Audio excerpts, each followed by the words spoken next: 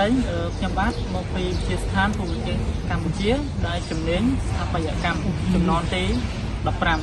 chẳng hạn ní cứ trong miền cô cũng non trong ca bậc hai từ lơ ca pra nơi một xin ô tô là về chẳng là non nó cứ trong miền một xin tràn mạng tràn được hết phần tái ngày ní cứ nhóm nâng mật rong crom ban giờ một xin muối đồng bay thôi bậc hai đồng bay ca vô đăng vì ca pra việt chẳng ngày ní cứ dân giờ mà xin mà ô tô về muốn học pra đồng bay ở spawn nó mà xin nâng hai viên upaco với các đồng bay chia chùm núi chân dương miền được chia trường tầm đó dương miền mà xin hai dương miền cái đa máy nó có bao viết mà đạp đặng mà xin ô tô về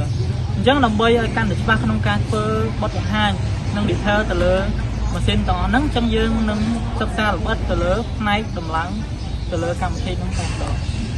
đây nè nó kia cái này cứ trong nâng prap nè đó kia rồi biết này đầm lá rồi có prap không có là về đầm bay praอุปกรณ์ทางนี้บ้านคือយើងមានឧបករណ៍មួយចំនួនដូចជាទី1នេះគឺជាជើងតម្ររបស់ឧបករណ៍សម្រាប់ត្រូលម៉ាស៊ីនរបស់យើងទី2គឺក្តារម៉ែត្រនេះគឺសម្រាប់បាញ់អានអំណានម៉ែត្រហើយទី3នេះគឺជារបស់សំខាន់ជាម៉ាស៊ីន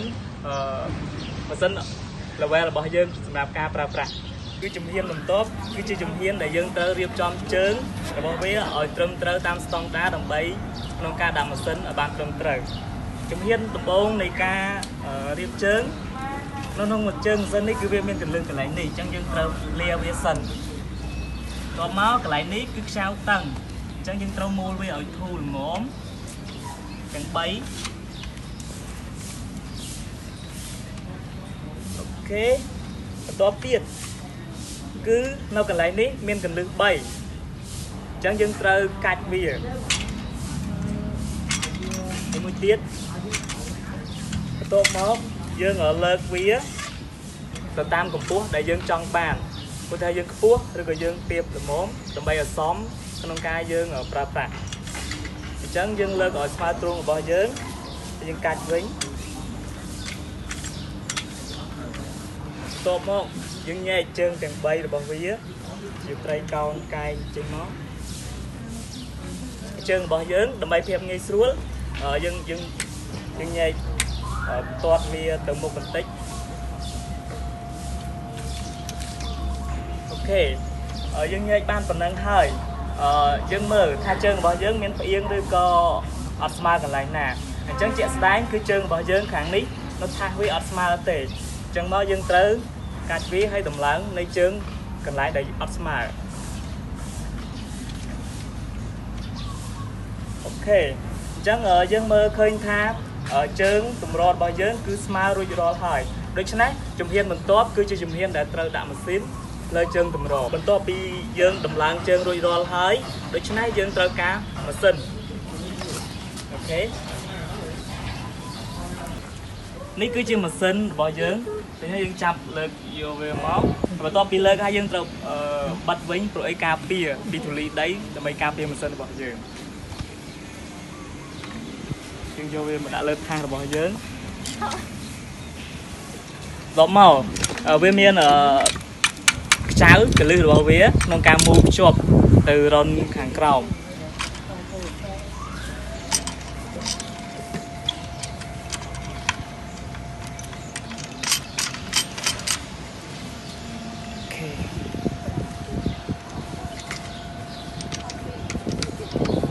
នេះគឺជាដំណាក់កាលបន្ទាប់ក្នុងការសេរីទឹកស្វាដើម្បីឲ្យរត់ចំកណ្ដាលក្នុងការសេរីទឹកស្វាគឺជាដំបូងយើងត្រូវសេរីជើងសិនបើទឹកស្វាយើងអត់ស្មើហើយក្នុងការសេរីជើងបើសិនជាសេរីជើងខាងនេះគឺត្រូវឲ្យទឹកស្វាទៅរត់ទៅជើងទាំងពីរខាងនេះតែខ្ញុំសេរីលើកជើងខាងនេះអូខេហើយខ្ញុំតមកទឹកខាងនេះហើយយើងចង់ឲ្យទឹករត់ទៅខាងនេះយើងសេរីជើងខាងនេះ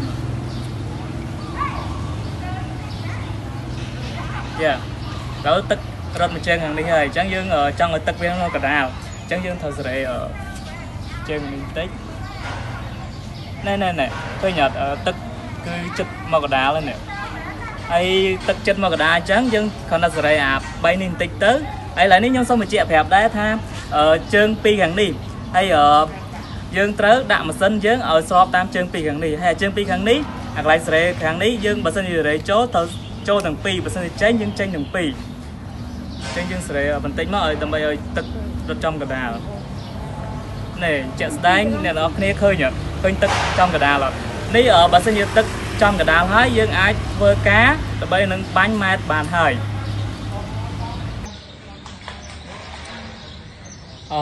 chia tầm 4 bà sân về dương cho tớ cứ dương khơi lẹ cả nạ bài này cứ khơi pre chẳng ai bắt tao mót bà sân ở chỗ bác này dương sợi này tầm bay phục khơi rồi vì can được bà khơi nhận cứ dương cho bà hơi tập bản năng dương cho bà dương ai ở thua ca cho bàn